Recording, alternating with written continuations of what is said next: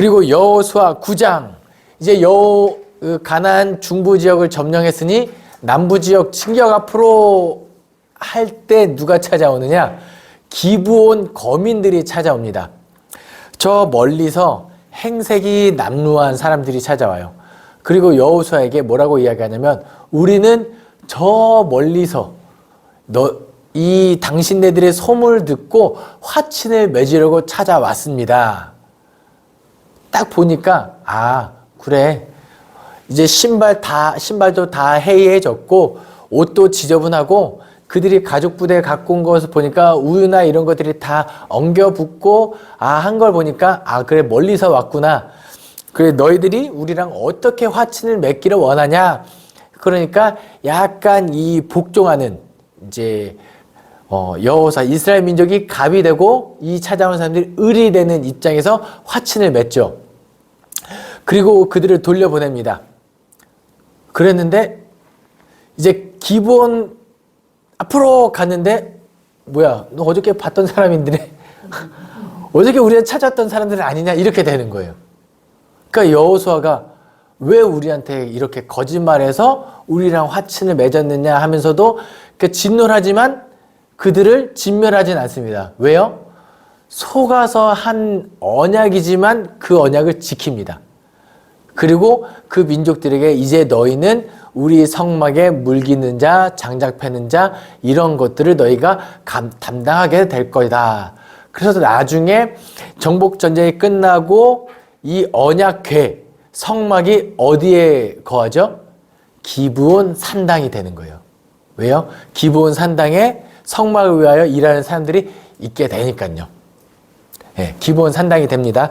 나중에 다윗이 범죄해서 역병이 돋을 때도 언약궤는 기브온 산당에 있었습니다. 그런데 재미난 게 하나 있어요. 여호수아가 왜 속았을까요? 이 기브온 거민들이 와서 이게 다 이렇게 속이려고 작정하고 오긴 한 건데 왜 속았을까요? 예. 여호수아 9장 몇 절이죠? 여호수아 9장 14절입니다. 이 사람들이 와서 다 그런 이야기를 했을 때 14절에 무리가 그들의 양식을 취하고는 어떻게 할지를 여호와께 묻지 아니하고. 이 구절을 제가 처음 접하고 은혜를 받았을 때 그래, 우리의 신앙생활을 뭐라고 할까요? 성장시키는 것을 저해하는 요소 중에 하나가 뭐냐면 과거에 받았던 은혜, 그동안에 해왔던 대로, 이런 것들이, 나의 경험, 이런 것들이 있습니다. 예. 그때는 그때예요. 내가 그때 깨달았던 은혜, 내가 받았던 은혜, 내가 경험했던 신앙의 경험들은 그 유효기간은 언제일까요? 거의 그날이면 족합니다. 다음날 또 받고, 또 하나님께서 오늘 나에게 원하시는 하나님의 뜻은 무엇인지 물으면서 그냥 나아가야 하는 것이, 그래서 기도는 날마다 해야 되는 것 같습니다. 예. 그래서 데살로니가 전서, 후서, 전서, 항상 기뻐하라, 쉬지 말고 기도하라, 범사에 감사하라. 이런 구절도 여기서 일맥상통하는 것 같습니다. 날마다 여호와의 뜻을 물으면서 또 하나님의 말씀을 공부하면서 나아가시기 바랍니다. 제가 장담 하나 하겠습니다. 올 한 해 동안에 저의 이 강의 영상을 잘 들으신 분들 내년에 듣잖아요. 또 새롭습니다. 네. 그러니까 또 공부하고 또 이렇게 날마다 여호와께 물으면서 가야 됩니다. 왜냐면 왜 이렇게 예언할 수 있냐면 저도 새롭거든요. 예, 그렇습니다. 여호수아 또 10장으로 넘어가도록 하겠습니다. 여호수아 10장에서 기브온 거민들과 그렇게 화친을 맺으니까 누가 진노하죠? 이 남부 지역의 아모리 족속의 5 왕들, 지금 이스라엘 민족들이 그 여리고 아이성 중부 지역을 다 점령하고 그 무지막지한 기세로 우리를 점령하러 내려와서 이 남부 지역의 모든 사람들이 다 같이 힘을 합쳐서 싸워도 시원찮을 판에 이 기브온 거민들이 배반을 때린 거거든요. 그러니까 괘씸하자 이 다섯 예루살렘 왕 아도니세덱을 중심으로 헤브론 왕 호암, 야르뭇 왕 비람, 라기스 왕 야비야, 그리고 에글론 왕 드빌이 힘을 합쳐서 일단 이 괘씸한 기브온부터 혼내주자 하고 쳐들어옵니다. 당연히 기브온 거민들 입장에서 이 다섯 왕들을 막아낼 능력이 없죠. 그러면 누구한테 도움을 요청합니까? 여호수아 도와줘요, 여호수아. 네. 그러니까 이 다섯 왕들이 기브온 거민들을 치러왔고, 그리고 이스라엘 민족들은 이 도와주러 오면서 전쟁을 하게 되죠. 이걸로 전쟁이 딱 한 방에 끝이 납니다. 그 남부 전쟁이 끝이 나죠. 기브온에서 여호수아가 이 다섯 민족들을 다 격퇴를 하고 도망치는 가나안 왕들을 추격합니다. 그 중에서도 우리가 잘 알고 있는 아얄론 골짜기에서 태양아 멈춰라 뭐 이렇게 하죠. 그런데 예전에 어떤 이 창조 과학회인가요? 어떤 데서 이런 강의를 한번 들은 적이 있었어요. 중학교 때인가 그랬어요. 이게 지구 과학적으로 어떻게 쫙 돌리면 이 각도가 어떻게 기울고 그래서 지구의 역사에서 하루가 비더라. 저는요, 성경을 보고 할 때 이런 것들이 하나님께서 이 자전을 멈추시고 그렇게 해를 중천에 뜨게 할 수 있는 능력은 있으십니다. 우리에게 그런 믿음은 있어야 돼요. 하나님께서 말씀으로 창조했으니까 그런 능력이 없으신 분은 아닌데 이것을 과학적으로 옳고 그릅니까? 요거는 좀 다른 문제입니다. 예. 과학적으로 옳으니, 예. 그래서 가끔 이 성경이 과학책이냐 이건 아니거든요. 예. 그래서 과학적 증명의 시도는 피해야 된다. 예. 저는 그렇게 주장드리고 싶습니다. 우리 믿음은 있어요. 하나님께서 그런 능력이 있는 건 맞는데 하나님께서 어떤 일을 어떤 사역을 이루어 가실 때 비상식적으로 비논리적으로 비합리적으로 그렇게 일하시는 분은 거의 아니세요. 순리대로. 그래서 사람을 통하여 하나님이 사람과 함께 동역하기를 원하시는 이유도 그런 일들이 많습니다. 예. 그래서 아얄론 골짜기에서 태양이 멈췄다. 우리는 두 가지 측면으로 다 받아들이시면 돼요. 하나님께서 실제로 태양을 멈추셨다. 그런 능력이 있으신 분이라는 믿음. 그리고 그것이 역사적으로 과학적으로 했는지 안 했는지 증명할 방법은 없다는 거. 예. 그것도 우리가 인지하고 가시면 좋겠습니다. 그리고 이 내용들이 야살의 책에 기록되어 있더라라고 이 성경에 기록되어 있는데요. 지금 오늘날에 이때 야살의 책이 남아있지는 않습니다. 예. 나중에 이 역대기에 가면 이 야살의 책에 기록되어 있지 않느냐라는 이 야살의 책이라는 이름은 나오는데 현재 전해져 다 소실된 역사책이고 현재 시중에 나와 있는 야살의 책은요 이런 책일 것이다라는 이런 내용을 담고 있을 것이라는 추측으로 해서 새롭게 쓰여진 책이다라고 보시면 되겠습니다. 그리고 남부지역 전쟁의 끝 마쳤으니까 다시 주둔했던 길갈로 돌아옵니다. 길갈에서 어느 정도 정리를 마치고 이제 북부지역 점령하러 가는 일만 남았죠. 그것이 여호수아 11장입니다. 여호수아 근데 참 가나안 땅 점령하는 것은 좀 쉽게 끝나는 느낌이 좀 있어요. 뭐냐면 영화 같은 거 보면은 주인공들이 시간 없으니까 다 한꺼번에 들어와 이런 느낌이 좀 있습니다. 이 북부 지역 점령할 때도 이스라엘 민족이 하려면 여기도 하고 저기도 하고 이렇게 여러 군데를 점령해야 되는데 그냥 연합해서 하솔 왕 야빈 중심으로 북부 연합군이 형성됐고요. 그 사람들이 다 같이 나와서 메론 물가에 진치고 이제 함께 한판 승부로 끝이 나죠. 그런데 그 메론 물가에 이 북부 지역에 있는 많은 사람들이 정말 모래알같이 허다한 사람들이 모여서 진치니까 어떻게 보면 이스라엘 민족들 입장에서는 야,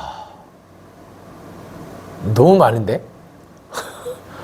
너무 많은데 할 수 있지만 여호와께서 그들에게 격려하시고 승리를 합니다.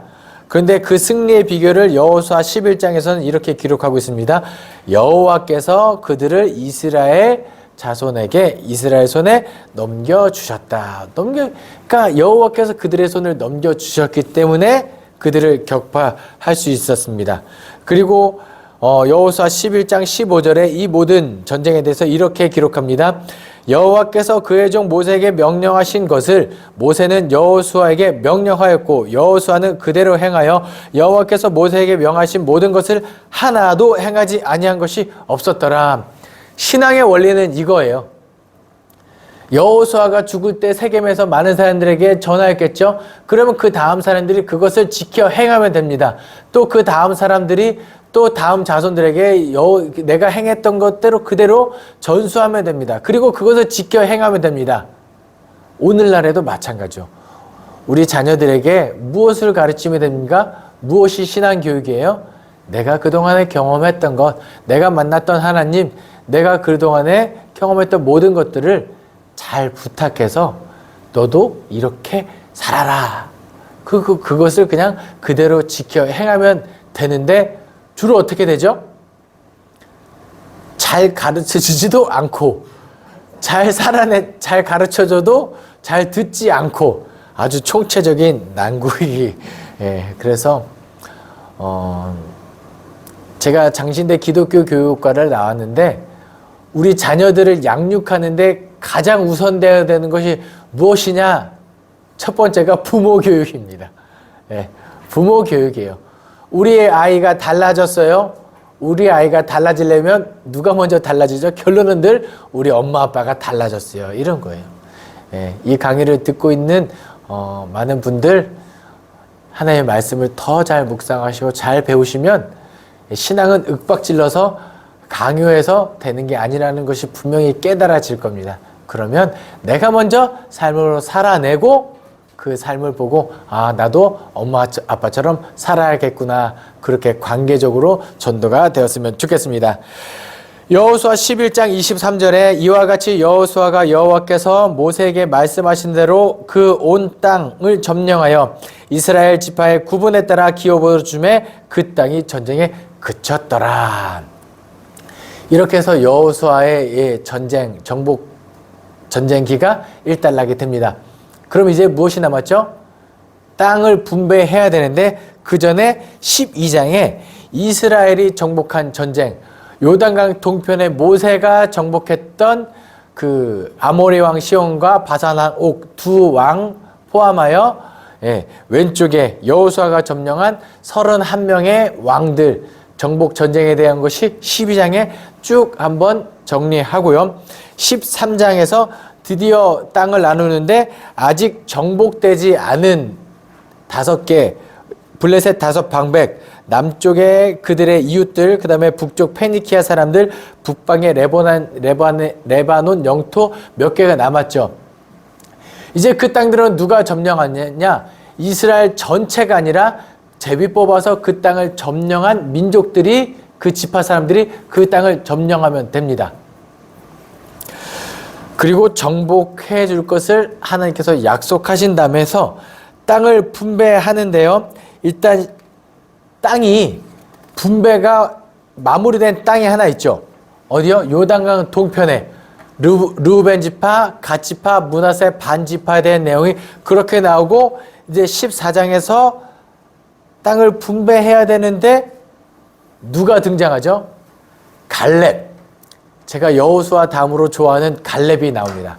그래서 제가 어릴 때는, 철없을 때는 내가 아들을 낳으면 이름을 갈렙이라고 지어야겠다 했는데 포기했어요. 첫 번째 포기한 이유는 이갈렙. 이름이 마음에 안 들어요.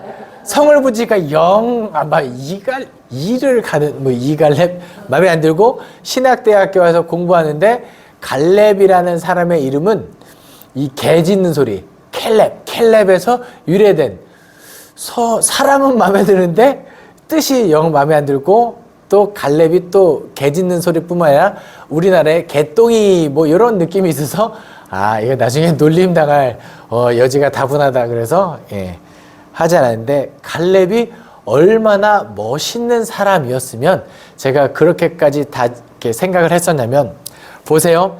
이제 정복전쟁이 끝나고 이스라엘 사람들이 모여서 제비 뽑으려고 합니다.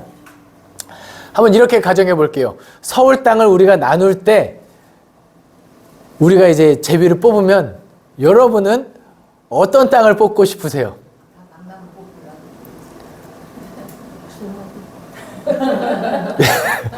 내가 지금 비록 살고 있는 곳은 중화동이지만 저 강남 어딘가에 제비를 뽑으면 참 좋겠다. 우리가 그 청약만 해도 아파트의 1층보다는 저 높은 프리미엄 층을 뽑고 싶은 마음은 다 있을 거예요. 그렇죠? 이스라엘 민족도 또 그런 마음이었을 건데, 갑자기 누가 나서요? 갈렙이 나옵니다. 이때 사람들이 긴장하기 시작합니다. 분명히 우리가 제비뽑기라고 했는데 갈렙은 좀 달라요. 갈렙이 나와서 여호수아, 나는 그래도 이 땅 줘 하면은 여호수아 입장에서도 거절하기 힘들죠. 그리고 다른 이스라엘 지파의 우두머리들도 지금 이 갈렙은 급이 달라요. 그렇죠? 그러니까 그래, 우리가 제일 갖고 싶은 땅을 갈렙이 달라 그러면 갈렙 주고 우리는 두 번째 땅부터 우리가 뽑혔으면 좋겠다, 이 마음이 있을 거예요. 그런데 또 이스라엘 민족들 가운데 누군가는 이런 마음이 있었을 거예요. 이 땅만 안 걸렸으면 좋겠다 하는 땅들이 있을 거 아니에요. 예? 저기 경기도 어딘가에 그냥 이게 서울인지 강원도인지 싶으면 분명히 주소지상으로는 서울인데 서울 같지 않은 땅, 받아도 땅값이 오르지 않는 그런 땅은 뽑히지 않을 것 같은 그런 땅이 있을 거 아니에요. 제발 우리가 이 땅만 안 걸렸으면 좋겠다 싶은 땅이 어디냐? 헤브론입니다. 척박한 땅, 그리고 아직 정복 전쟁이 끝나지 않았고 난공불락의 요새 같은 헤브론 땅, 저기만 안 걸었으면 좋겠다. 자, 두 가지 마음을 말씀드렸어요. 하나는 갈렙이 말하면 그 땅은 줘야지, 이 땅만 안 걸리고 싶은 땅 헤브론. 그런데 갈렙이 나서서 여호수아에게 이야기합니다. 이 산지를 내게 주소서. 이 헤브론 땅 나에게 주십시오. 와, 여호수아 입장에서는 너무 고마우면서도 괜찮겠어? 갈렙이 지금 이 평생에 이제 유일하게 남은 친구예요. 괜찮겠어? 근데 갈렙이 뭐라고 합니까? 내가 출애굽할 때부터 지금까지 여전히 하나님이 나와 함께 했고 여전히 나에게 힘이 있으니 내가 능히 감당할 수 있으니 이 산지를 내게 주소서. 그리고 실제로 그 여호수아 14장에서 이 갈렙이 이 저기 땅 헤브론을 취하는 장면이 기록되어 있습니다. 갈렙 좀 멋있습니다. 사실 갈렙이 여호수아랑 둘 중에 누가 모세의 후계자가 될 것인가, 이 초유의 관심사. 여호수아 되겠을 때 갈렙이 실족하고 반기를 들어도 할 말 없는 그런 사람이었는데, 그런 어떤 성경에도 그런 내용이 기록되어 있지 않고 끝까지 거의 여호수아와 함께, 여호수아 입장에서 이 갈렙의 모습이 얼마나 아름다웠을까, 이런 생각 해보면은 왜 제가 아들 이름을 갈렙이라고 짓고 싶었는지, 하지만 아들 이름으로 추천드리진 않겠습니다. 그리고 15장부터 21장까지는 요단강 동편에 제비 뽑은 대로 어느 지파는 어디 땅을 가졌더라, 그 지파 가운데서 어느 가족들은 어느 땅을 가졌더라, 이렇게 쭉 기록되어 있는데 제가 지도로 남겨드렸습니다. 제가 설명드리기보다는 이 통독 쭉 지도를 옆에 두시고 성경책을 한번 읽어보시면 아 그렇구나, 아 이 정도 지역에 이렇게 땅을 가졌구나, 남쪽에는 누가 있었고 북쪽에는 어디 있었고, 한 가지만 지도를 보시면서 보시면 시므온 지파가 최남단에 기록되어 있죠. 시므온 지파는 한 지파로서의 이름만 남고 거의 명맥이 끊어졌습니다. 그게 아마 시딤에서 음행을 저질렀던 그 민족, 역병이 때문에 그랬던 것도 있고, 그래서 나중에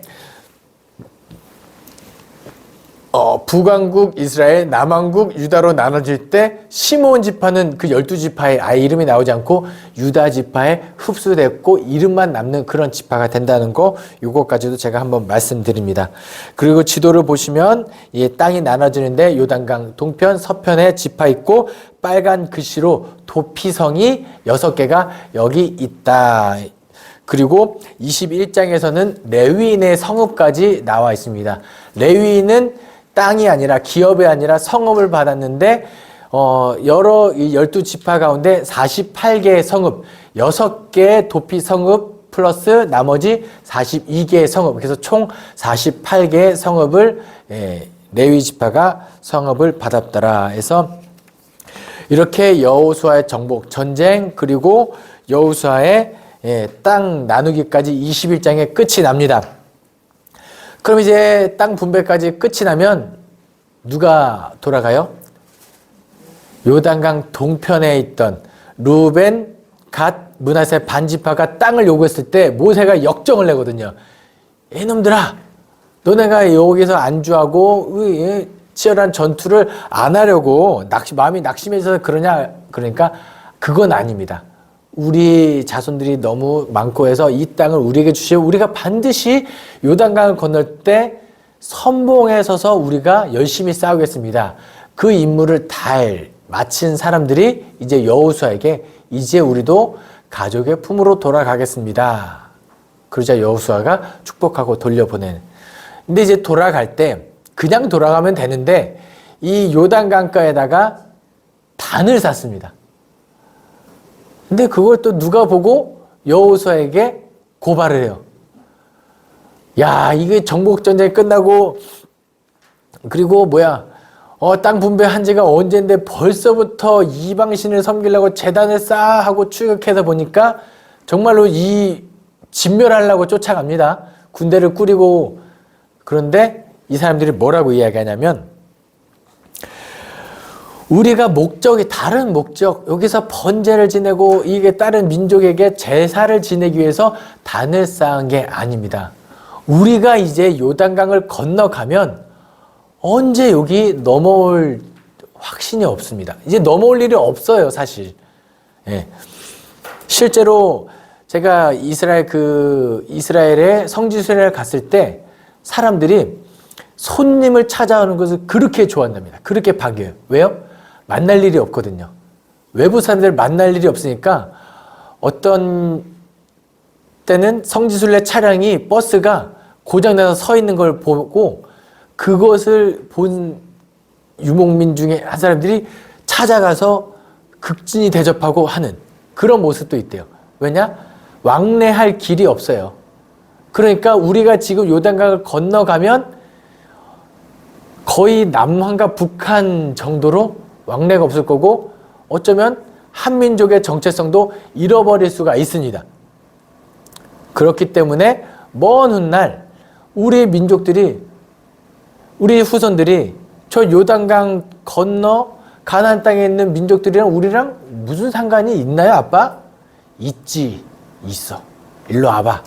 우리가 그때 여호와께서 우리를 한 민족으로, 그리고 하나님께서 우리를 선택한 민족으로 하나의 민족이라는 것을 알려주기 위해서 그 증거로 단을 쌓았습니다. 그러니까 그 소식을 듣고 여호수아가 너무 기뻐하고 축복하고 돌려보내고 그 단의 이름을 엣이라 하였다. 여호와가 하나님 되시는 증거.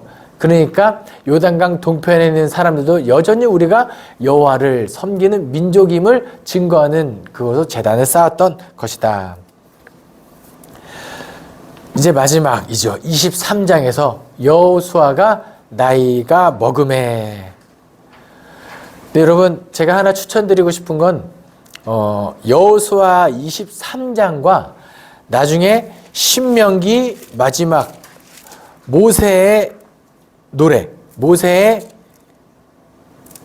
유언, 모세의 축복, 이 장면들을 한번 같이 한번 읽어보시면 나중에 성경 퀴즈로 섞어서 내면 누가 한 말이 깨요 하면은 이게 모세가 한 말인지 여호수아가 한 말인지 헷갈릴 정도로 거의 똑같은 얘기를 해요. 그래서 여호수아가 마지막으로 23장에 뭐 어떤 것들을 이야기하느냐, 지금까지 우리와 함께 하신 여호와를 기억해라. 모세가 신명기에서 그렇게 신신당부했던 내용이죠. 그리고 율법에 기록된 말씀을 지켜 우로나 좌로나 치우치지 마라.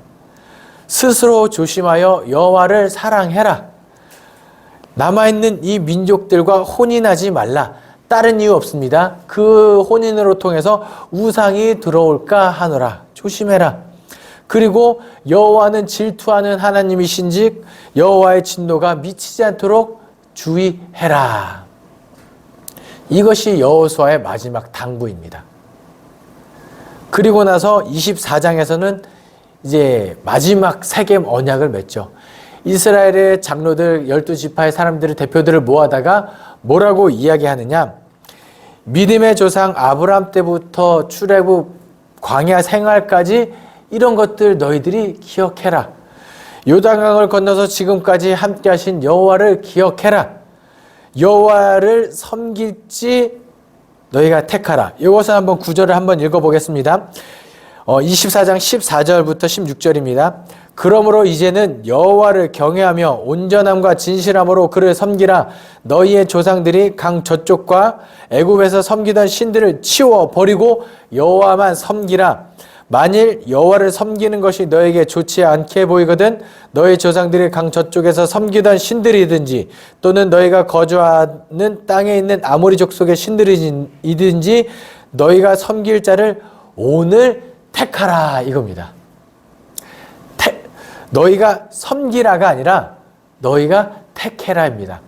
왜냐하면 신앙은 내가 믿는 거기 때문이에요. 내가 잘 믿어서 다른 사람이 구원받는 게 아니라 나도 믿고 너도 믿어서 둘 다 구원받는 거기 때문에 신앙은 철저하게 개인이 선택해서 믿어야 되고 강요해서 된다는 거 아닙니다. 그래서 우리가 자녀 신앙 교육할 때 그렇게 기도도 많이 하고 그렇게 애쓰고 해야 되는 거예요. 왜냐하면 내가 아무리 괜찮게 살아도 아들이 진짜 그리스도인이 된다는 보장할 수가 없기 때문에 우리는 끝까지 기도하고 더 열심히 살아야 되는 거죠. 그래서 내 자녀가 여호와를 택하면 너무 감사한 일이고 그것만큼 은혜로운 게 없죠. 할렐루야죠. 그리고 백성들이 이야기하죠. 우리가 결단코 여호와를 버리고 다른 신들을 섬기지 아니하겠습니다. 또 이야기합니다. 여호수아가 여호와는 질투하는 하나님이니까 너희가 여호와를 경노케 해서 심판받지 말아라. 우리가 반드시 여호와를 섬기겠습니다. 아멘 하고 25절에 그날에 여호수아가 세겜에서 백성과 더불어 언약을 맺고 그들이 위하여 율례와 법도를 제정하였더라. 아멘. 그리고 여호수아와 엘르아살, 그 광야 시대 때 모든 것을 지켜보았던 1세대가 끝이 난다. 이렇게 여호수아가 마무리가 됩니다. 이 강의를 지금까지 쭉 잘 듣고 오신 분들, 우리의 삶의 태도도 이렇게 진행되었으면 좋겠습니다. 오직 여호와의 율법을 지키고 우로나 좌로나 치우치지 않고 두렵고 떨리는 마음으로 여호와를 경외하며 하루하루 신앙생활에 갈 수 있는 저와 여러분 되기를 간절히 소망합니다. 기도하겠습니다. 사랑이 많으신 하나님 아버지 감사합니다. 오늘도 여호수아 말씀을 통하여 우리에게 향하신 하나님의 뜻을 깨닫게 하시니 감사드립니다. 깨닫는 것에서 그치지 않게 도와주시고 삶의 자리에서 반드시 이루어가는 그리스도인 되게 도와주시옵소서. 하루하루 과거의 신앙이 우리를 책임져 주지 않음을 우리 기억할 수 있게 도와주시고 오늘 우리에게 부으신 하나님의 은혜로 매일을 살아갈 수 있게 하여 주시옵소서. 감사드리며 예수 그리스도의 이름으로 기도합니다. 아멘.